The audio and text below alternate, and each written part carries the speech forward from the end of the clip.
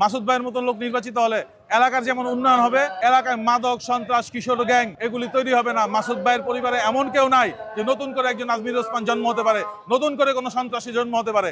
এই ধরনের সন্ত্রাসী লালন পালনের ইচ্ছাও তার নাই। তিনি একজন সুপ্রতিষ্ঠিত ব্যবসায়ী।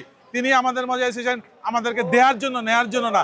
আমরা চাই মাসুদ ভাইকে এই 5 আসনে জয়যুক্ত করার জন্য এবং তারেক জিয়ার এবং খালেদা জিয়ার হাতকে শক্তিশালী করার জন্য। গণমানুষের নেতা জনাব মাসুদুজ্জামান মাসুদ ভাইকে 5 আসনে ধানের শীষের প্রতীক তাকে বরাদ্দ করেছেন। সেই জন্য আমরা বিএনপি নেতা কর্মীরা সবাই খুশি। আমরা বিপুল ভোটে মাসুদুজ্জামান মাসুদ ভাইকে জয়ী করে ইনশাআল্লাহ তারেক জিয়ার হাতে দেব।